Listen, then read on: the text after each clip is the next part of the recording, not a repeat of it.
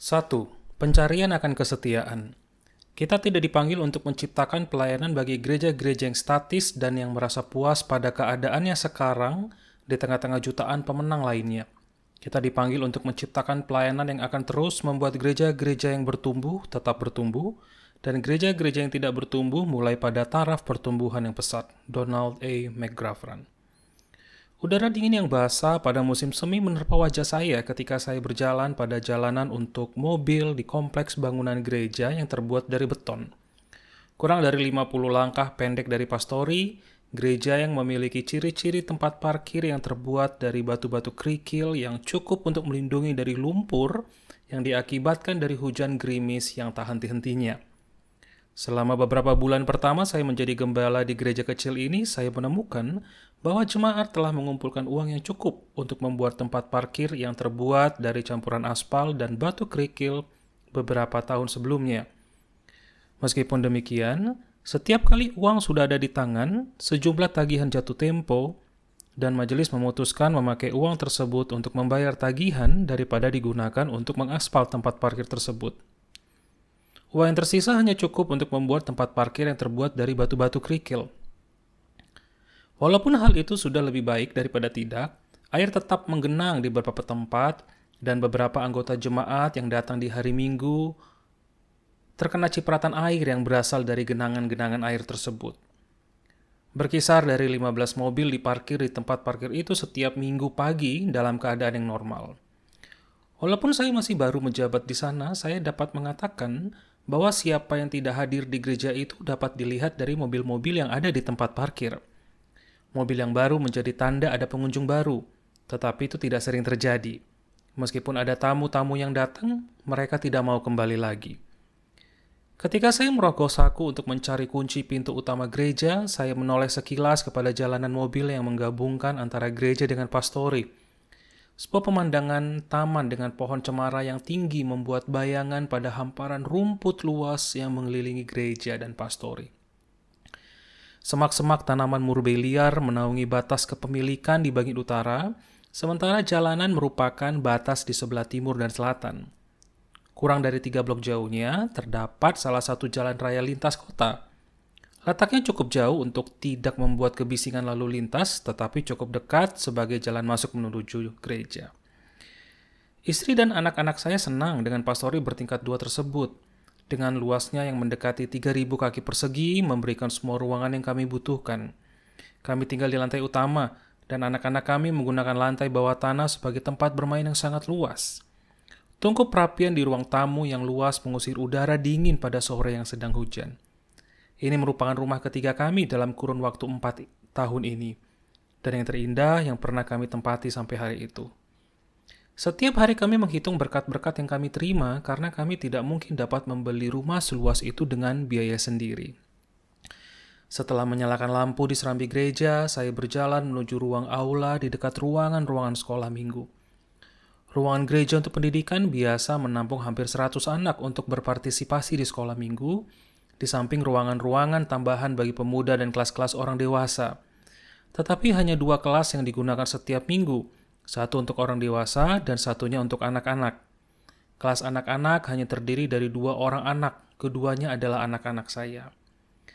Ketika saya berjalan menuju ke arah mimbar, saya berhenti dan berdoa pada setiap bangku gereja yang terbuat dari kayu keras yang diukir dengan indah sebanyak 20 buah, yang berarti dapat diduduki oleh 220 orang. Semuanya begitu harmonis antara mimbar, bangku-bangku di mimbar, dan bangku-bangku gereja. Semuanya begitu indah. 10 tahun sebelum saya menerima panggilan untuk mengembalakan gereja ini, jumlah pengunjungnya bisa mencapai 200 orang. Sayangnya, gereja ini mengalami 2 kali perpecahan sebelum saya tiba, dan pengunjung pada hari Minggu pagi sampai sekarang berkisar antara 30 sampai 50 orang. Dalam upaya menciptakan suasana kebersamaan selama ibadah, semua orang duduk di salah satu sisi mimbar, yang cukup menyenangkan sebelum ada tamu-tamu yang datang. Memang aneh, tetapi tamu-tamu yang datang selalu duduk di sisi yang berseberangan dengan para anggota jemaat yang biasa hadir. Hal ini menyebabkan mereka duduk sendirian di antara 11 deret kursi kosong yang ada di sekitar mereka. Hal ini jauh dari sambutan hangat yang diharapkan oleh seorang tamu ketika mereka datang. Ketika saya mewawancarai untuk keperluan penggembalaan di gereja ini, anggota jemaat meyakinkan saya bahwa mereka menginginkan agar gereja kecil ini dapat berkembang. Setelah saya tiba, 11 anggota majelis memberikan izin kepada saya untuk mencoba apapun yang saya inginkan. Tetapi hanya 3 orang yang mau memberikan waktu dan tenaga mereka untuk mengembangkan pelayanan gerejawi. Kebanyakan anggota jemaat hanya duduk sambil melihat semua yang terjadi. Kelompok kecil saya yang hanya terdiri dari 3 orang awam yang memiliki kepedulian melakukan beberapa upaya untuk mencari anggota baru, melakukan penginjilan dari rumah ke rumah, sedikit promosi di antara para tetangga, membuat sekolah Alkitab liburan, melakukan kegiatan-kegiatan sosial bulanan. Namun apapun yang kami lakukan kelihatannya tidak berhasil. Upaya berikutnya untuk bergabung dengan gereja sejenis kelihatannya cukup membangkitkan semangat, tetapi akhirnya ditolak oleh 2 keluarga yang mengatur gereja kami. Bahkan upaya yang cukup berani untuk merelokasi gereja ke daerah yang ke masyarakatnya berkembang dijungkir balikan oleh anggota-anggota gereja yang tidak sanggup meninggalkan bangunan di mana sanak keluarga mereka telah dibaptis, menikah, dan yang namanya tertulis di atas piringan kuningan pada perabotan. Ketika saya duduk di kantor saya pada hari yang sedang hujan itu, akhirnya saya mengakui pada diri sendiri bahwa saya tidak punya ide bagaimana meningkatkan moral atau membangun keinginan untuk mengembangkan gereja pada jemaat ini. Pengalaman-pengalaman masa lalu di gereja-gereja lain, pendidikan pada seminari terkemuka, bahkan sebuah gelar kesarjanaan dari kuliah-kuliah yang alkitabiah di perguruan tinggi hanya memberikan sedikit jawaban. Pelajaran mengenai bahasa Yunani, Ibrani, sejarah gereja, pendidikan, agama Kristen, apologetika, dan teologia tentu saja memberikan dasar pelayanan yang memungkinkan perkembangan di masa yang akan datang. Meskipun demikian, dengan cepat saya belajar bahwa kuliah-kuliah tersebut tidak membantu dalam mengerjakan tugas sehari-hari, seperti mencampurkan para pendatang baru, bagaimana berhubungan dengan keluarga-keluarga yang mempunyai kuasa, mengusahakan perubahan, membangun sekolah minggu, membuat visi, berhubungan dengan budaya gereja, memperkenalkan kesempatan-kesempatan untuk berkembang, melawan di dalam peperangan rohani, memahami dampak dari lokasi gereja dengan perkembangannya dan masalah-masalah yang serupa. Pada dasarnya gereja sedang dalam masalah. Sedemikian juga saya. Saya mengetahui bagaimana mengelola sekolah minggu yang masih ada. Tetapi bagaimana saya dapat membangun sekolah minggu dari nol? Saya tahu bagaimana memotivasi pemimpin-pemimpin gereja yang bergairah. Tetapi bagaimana saya dapat membangunkan pemimpin-pemimpin yang telah putus asa? Saya tahu bagaimana menerima pendatang-pendatang baru dalam gereja yang berkembang. Tetapi bagaimana saya dapat menarik orang-orang ke dalam gereja yang sedang sekarat? Menemukan pertumbuhan gereja. Dalam pencarian saya akan jawaban-jawaban mengenai masalah-masalah tersebut, saya tertarik pada tulisan-tulisan yang telah ada mengenai prinsip-prinsip pertumbuhan gereja. Dan sebagaimana banyak gembala sidang, serta pemimpin-pemimpin gereja telah menemukan selama 1/4 abad yang lampau, saya juga menemukan bahwa prinsip-prinsip dan strategi-strategi pertumbuhan gereja memberikan jawaban-jawaban yang bermanfaat terhadap pertanyaan-pertanyaan praktis yang saya tanyakan. Saya tidak heran ketika mengetahui bahwa faktor-faktor rohani memiliki peranan penting dalam pertumbuhan sebuah gereja. Dalam perjalanan menuju ke gereja-gereja yang sedang mengalami pertumbuhan gereja secara alkitabiah, Anda akan merasakan sebuah kegairahan rohani yang meluap-luap untuk mencari orang-orang yang terhilang dan melibatkan para pendatang baru. Kalau Anda sedang mengunjungi gereja yang mengalami kemunduran, seringkali Anda mendapati adanya sikap-sikap egois yang kadang-kadang tersamar melalui persekutuan yang menyebabkan rendahnya kepedulian terhadap misi Kristus untuk mencari dan menyelamatkan yang terhilang. Lukas 19 ayat 10. Gereja-gereja yang bertumbuh selalu menunjukkan bukti akan adanya keinginan untuk memenuhi amanat agung. Sementara gereja-gereja yang mundur menunjukkan komitmen yang terbatas terhadap perintah-perintah Kristus. Sementara saya terus belajar mengenai prinsip-prinsip pertumbuhan gereja, saya semakin sadar akan beberapa persoalan praktis yang tidak pernah saya pikirkan sebelumnya. Contohnya, saya belajar bahwa banyak persoalan yang dihadapi oleh gereja bukanlah masalah teologis. Hal yang membuat saya tertarik yaitu, kurang dari 1 mil jaraknya di seberang jalan tol, ada sebuah gereja dengan keyakinan teologis yang sama dengan gereja yang saya layani sedang mengalami pertumbuhan baik secara rohani maupun jumlah. Setelah melakukan survei terhadap orang-orang yang tinggal di seberang jalan tol, jelaslah duduk persoalannya bahwa mereka tidak ingin menyeberang jalan tol menuju ke tempat gereja kami berada. Masalahnya ada pada kenyataan bahwa gereja yang saya layani terletak pada sebuah daerah perindustrian yang sedang berkembang. Menurut pendapat kebanyakan keluarga pada saat itu, daerah perindustrian bukanlah merupakan lokasi yang tepat untuk sebuah gereja. Tidak peduli betapapun banyaknya kami sudah mempromosikan pelayanan kami dari rumah ke rumah, orang-orang tetap tidak mau mengendarai mobil 1 mil untuk menyeberang jalan tol menuju ke gereja kami. Saat saya mempelajari prinsip-prinsip pertumbuhan gereja, hal itu juga membuat saya semakin sadar mengenai dinamika sosial yang mempengaruhi pertumbuhan gereja.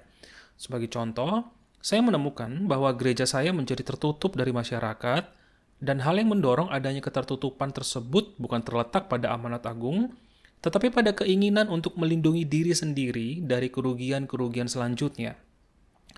Dua pemisahan yang dialami di dalam gereja mengakibatkan keretakan dalam hubungan persahabatan. Luka-luka yang diakibatkan dari dua peristiwa yang tidak menguntungkan tersebut menyebabkan para pemimpin berorientasi ke dalam. Menahan keinginan untuk memulai pelayanan baru, dan menolak membangun persahabatan dengan orang baru. Hasilnya adalah gereja yang tertutup, yang kelihatannya ramah terhadap pendatang-pendatang baru di permukaan, tetapi terjadi penolakan untuk membangun persahabatan yang sejati. Sementara saya dapat lebih memahami situasi gereja saya, semakin nyata bahwa jemaat tidak mau bekerja sama dengan Allah dalam pertumbuhan gereja mereka. Meskipun Allah telah memberikan pertumbuhan kepada gereja lain dalam komunitas kami, jemaat yang saya layani tidak mau mengambil langkah yang dibutuhkan untuk memahami apa yang telah dilakukan Allah. Meskipun jemaat mengatakan secara lisan iya untuk pertumbuhan gerejanya, tetapi anggota-anggotanya tidak mau membayar harga dengan membuka hubungan pertemanan dengan pendatang-pendatang baru. Mereka tidak mau mengambil risiko untuk memulai bidang pelayanan yang baru. Mereka cenderung berpikir bahwa misi gereja mereka adalah untuk melatih pengkhotbah-pengkhotbah muda selama 1-2 tahun dan mengirim mereka sesuai dengan panggilan mereka. Mungkin ini merupakan tindakan ketidaksabaran yang kekanak-kanakan. Tetapi pada akhirnya juga saya meninggalkan gereja itu. Selama 3 dasawarsa berikutnya saya terus melihat gereja kecil itu dari kejauhan. Dan sampai hari ini dia tetap dalam ukuran yang sama. Sudah semakin banyak rumah yang ada dalam lingkungan tersebut. Tetapi gereja itu tetap tidak sanggup menjangkau orang-orang yang tinggal di sana. Beberapa tahun yang lalu gereja tersebut menjual rumah pastori mereka. Sekarang kantor milik dokter telah berdiri di sana, mengurangi harta milik gereja yang menjadikan lahan gereja semakin sempit. Tempat parkir mobil masih terbuat dari batu-batu kerikil, tetapi orang-orang lebih memilih memarkir mobil mereka di tempat parkir kantor dokter yang indah di sebelah gereja. Sebuah pertanyaan penting. Pengalaman gereja Anda mungkin jauh berbeda dengan gereja yang saya ceritakan tadi. Tetapi saya sengaja mengatakannya karena hal itu mengantar saya kepada sebuah pertanyaan dasar yang hampir semua pemimpin gereja dan para partisipan menanyakan. Bagaimana kita dapat bekerja sama dengan Allah untuk membangun gereja yang setia? Pertanyaan ini telah menjadi fokus pelayanan saya selama hampir 30 tahun. Sementara saya mengembalakan gereja di California Selatan pada akhir tahun 1970-an, saya belajar mengenai prinsip-prinsip pertumbuhan gereja di Fuller Seminary selama 3 tahun dari C. Peter Wagner. Kemudian, pada awal tahun 1980-an, saya bekerja dengan Dr. Wim Arn pada Institut untuk Pertumbuhan Gereja Amerika. Sebagai wakil ketua untuk bidang pelayanan konsultasi, saya bertanggung jawab terhadap lebih dari 500 gereja, memimpin seminar-seminar pelatihan dan melaksanakan analisa-analisa pertumbuhan gereja dari jemaat lokal.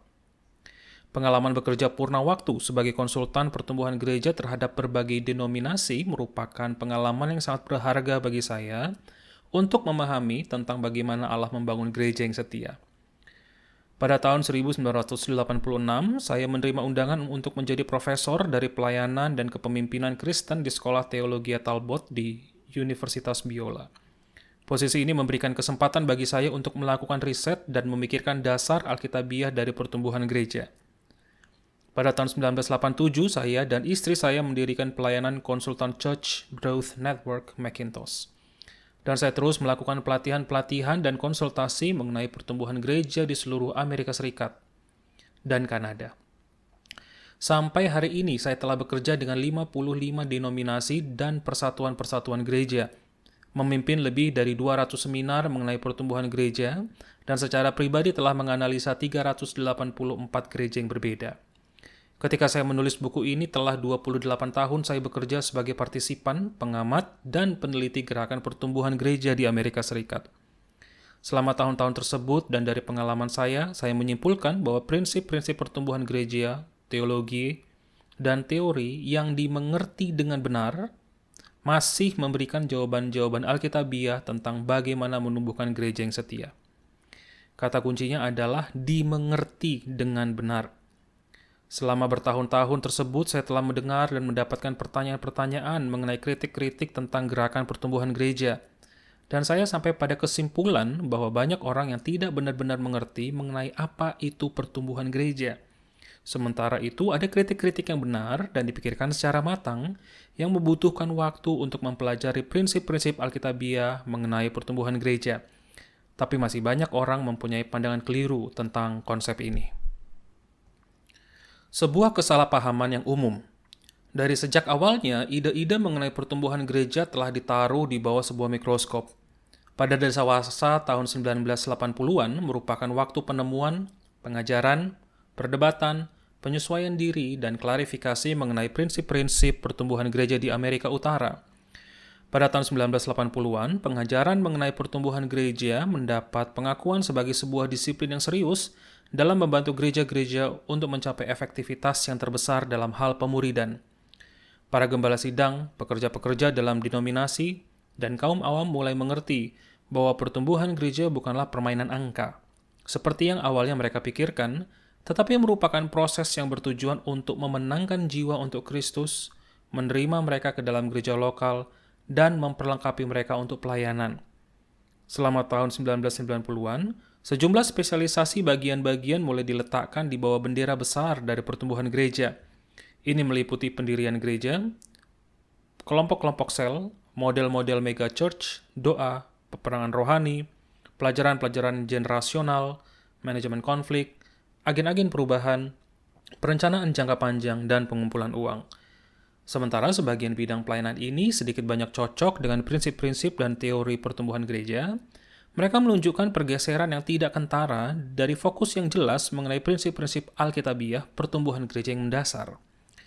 Pemekaran konsep dari pertumbuhan gereja dengan mencakup semakin banyak spesialisasi bagian-bagian pelayanan yang diciptakan, itulah yang menyebabkan sebagian besar kesalahpahaman dan ketidakjelasan mengenai gerakan ini. Sementara beberapa pemimpin gereja mengerti bahwa fokus utama dari pertumbuhan gereja adalah pemenuhan amanat agung, Matius 28 ayat 19-20. Pandangan yang umum adalah bahwa pertumbuhan gereja berhubungan dengan teknik, metode, dan model-model. Sebagai contoh, dua pengarang yang terkenal telah mengemukakan pandangan ini, Charles Colson dan Jim Cymbala. Kedua orang ini adalah pemimpin-pemimpin yang saleh, tetapi mereka mendefinisikan pertumbuhan gereja semata-mata dalam pengertian yang populer. Contohnya, dalam bukunya The Body, Charles Colson berkomentar, pertumbuhan gereja menjadi bisnis yang terhangat dalam dunia keagamaan sekarang ini. Bila pembeli adalah raja, maka gereja harus bereaksi sebagai suatu organisasi sesuai dengan permintaan konsumen, yang berarti mereka harus menemukan strategi pemasaran yang tepat. Jim Cymbala memberikan komentar miring yang lain dalam bukunya Fresh Wind, Fresh Fire. Sebaliknya, daripada membawa pria-pria dan wanita kepada Kristus dengan cara yang alkitabiah, kita termakan oleh konsep-konsep yang tidak alkitabiah daripada pertumbuhan gereja. Dia percaya bahwa pertumbuhan gereja hanyalah sebuah metode yang digunakan untuk menyiasati orang-orang untuk masuk ke dalam gereja guna menambah jumlah anggotanya. Colson dan Cymbala bermaksud baik, tapi sangat disayangkan bahwa mereka salah mengerti dan salah menafsir keadaan yang sebenarnya dari pertumbuhan gereja. Mereka dan kritikus-kritikus lainnya yang tulus sedang menghidupkan pandangan yang populer mengenai gerakan ini daripada mencoba mengetahui prinsip-prinsip inti yang alkitabiah. Hal ini terjadi sebagian disebabkan oleh kenyataan bahwa istilah pertumbuhan gereja telah dikembangkan sehingga mencakup pengertian-pengertian dan ide-ide yang sesungguhnya tidak pernah dimaksudkan untuk digunakan. Semulanya istilah pertumbuhan gereja dipakai untuk menerangkan hasil yang dapat diharapkan dari pemuridan. Suatu kongregasi yang memenangkan jiwa-jiwa bagi Kristus, menggabungkan orang-orang baru bertobat itu ke dalam gereja setempat, dan mengajarkan semua yang diperintahkan Kristus sehingga dapat diharapkan pertumbuhan gereja dari segi angka maupun rohani. Semula, istilah pertumbuhan gereja berarti semua yang termasuk dalam usaha untuk membawa para pria dan wanita yang tidak memiliki hubungan pribadi dengan Yesus Kristus ke dalam persekutuan dengannya dan menjadi anggota gereja yang bertanggung jawab. Kebanyakan dari kita tidak akan bertengkar mengenai konsep pertumbuhan gereja bila hal itu didefinisikan dengan cara semacam ini. Inilah yang dialami oleh gereja mula-mula ketika orang-orang yang menerima perkataannya itu memberi diri dibaptis dan kira-kira 3.000 jiwa ditambahkan ke dalam gereja. Kisah Rasul 2 ayat 41. Kita semua menginginkan agar orang-orang dibawa kepada Kristus dan ke dalam gereja-gereja lokal di mana mereka dapat dimuridkan.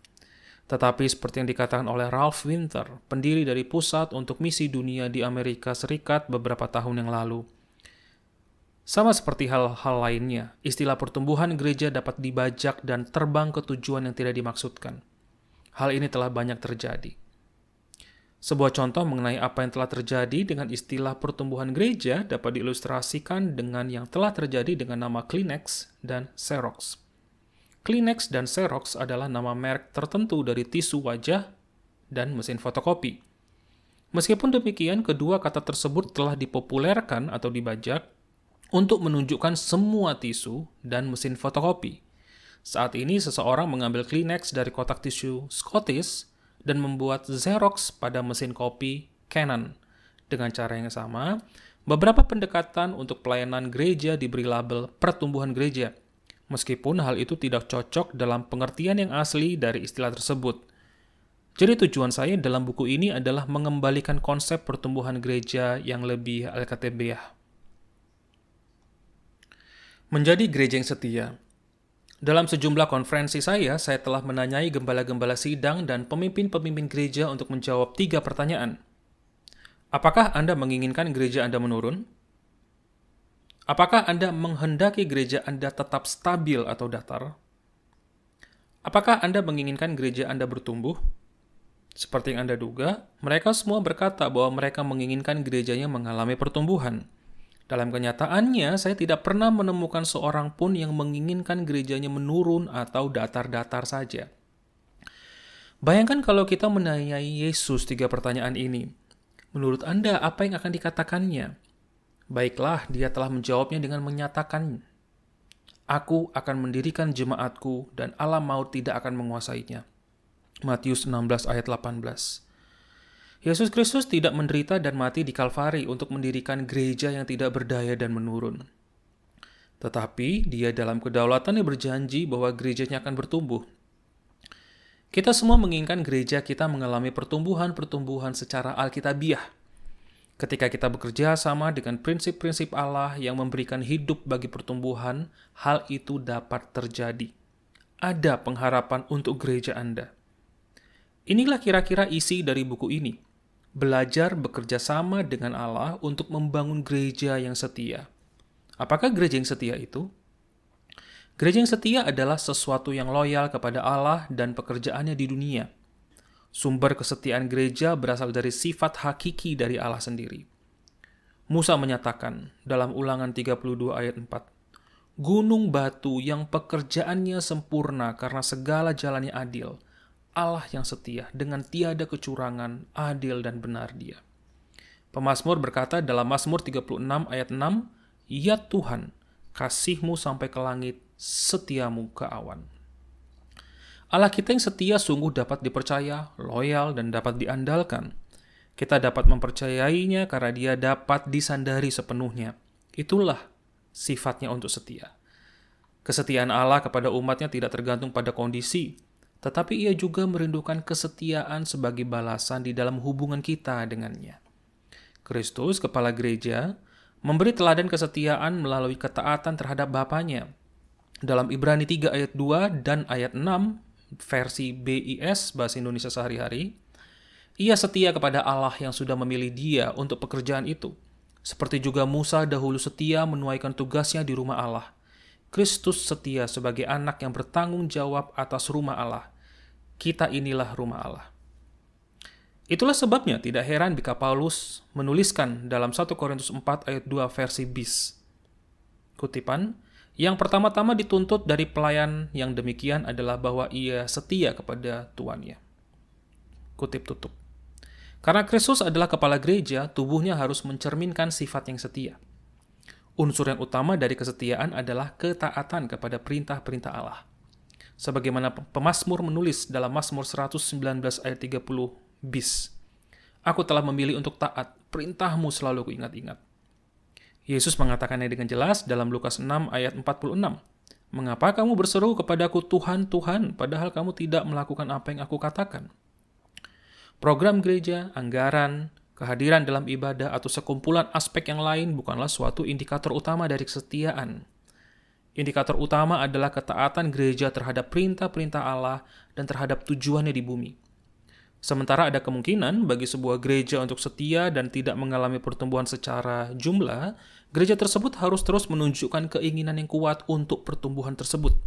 Contohnya, ketaatan terhadap tujuan Allah di dunia mungkin dapat dilihat melalui usaha gereja untuk menjangkau orang-orang di daerah yang berada di bawah pengaruhnya melalui usaha membuka gereja, baik bekerja sama dengan denominasi di mana dia ikut di dalamnya, maupun dengan usahanya sendiri.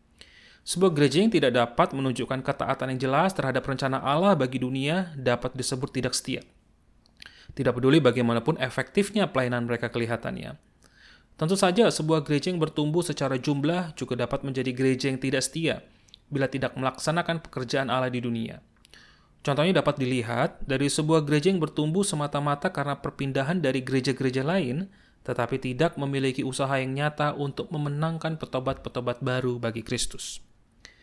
Bagi sebagian besar, gereja-gereja yang berusaha menaati perintah-perintah Allah dan tujuannya bagi dunia akan mengalami sedikitnya pertumbuhan secara jumlah. Ambillah secara sederhana, gereja Anda akan mengalami pertumbuhan gereja yang alkitabiah ketika ia dengan taat bekerja sama dengan prinsip-prinsip Allah yang memberi kehidupan. Dengan memakai istilah alkitabiah untuk menjelaskan pertumbuhan gereja, saya mengartikan secara sederhana pertumbuhan yang diperoleh menurut prinsip-prinsip ilahi sebagaimana terdapat di dalam firman-Nya. Pertumbuhan gereja alkitabiah adalah suatu perjalanan, bukan tujuan akhir. Saya mengundang Anda untuk ikut dalam perjalanan ketika kita melihat kepada prinsip-prinsip pertumbuhan gereja alkitabiah. Dalam perjalanan ini bersama, kita akan menyelidiki beberapa pertanyaan yang harus ditanyakan dan dijawab oleh semua pemimpin mengenai gereja di mana mereka melayani. Apakah tujuan Allah dalam pertumbuhan gereja? Apakah otoritas kita di dalam pertumbuhan gereja? Apakah tujuan akhir kita di dalam pertumbuhan gereja? Bagaimana prosedur yang harus kita lakukan untuk pertumbuhan gereja? Apakah yang menjadi kekuatan kita untuk pertumbuhan gereja? Apakah tugas dari pemimpin-pemimpin kita di dalam pertumbuhan gereja? Apakah peranan dari orang-orang kita di dalam pertumbuhan gereja? Apakah pendekatan kita di dalam pertumbuhan gereja? Apakah rencana kita di dalam pertumbuhan gereja? Di manakah tempat kita untuk pertumbuhan gereja? Apakah bangunan yang akan dipakai untuk pertumbuhan gereja? Apakah yang akan menahan kita dalam pertumbuhan gereja? Doa saya adalah pertumbuhan gereja alkitabiah akan menjadi suatu permulaan dari perjalanan yang akan menghasilkan kerjasama dengan Allah di dalam gereja Anda dalam membangun gereja yang setia. Tuhan yang baik, berikan kepada kami kebijaksanaan untuk mengerti tugas kami dan keberanian untuk melaksanakannya tanpa menghitung kerja keras. Dalam nama yang diberkati, yaitu nama Kristus, kami meminta. Amin. Pertanyaan-pertanyaan untuk ditanya dan dijawab. 1. Bila Anda memikirkan tentang pertumbuhan gereja, ide-ide atau konsep-konsep apa yang ada di dalam pemikiran Anda? 2. Kritikan-kritikan apa yang pernah Anda baca atau dengar mengenai pertumbuhan gereja? Apakah Anda setuju atau tidak dengan pernyataan-pernyataan tersebut? 3. Apakah Anda setuju dengan konsep asli pertumbuhan gereja sebagai bentuk pemuridan yang setia? Mengapa atau mengapa tidak? 4. Bagaimana Anda mendefinisikan gereja yang setia dan apa beda definisi Anda dengan ide-ide yang disampaikan dalam bab ini? 5. Apakah mungkin bagi gereja untuk setia bila ia tidak mengalami pertumbuhan secara jumlah atau pertumbuhan secara rohani? Mengapa atau mengapa tidak?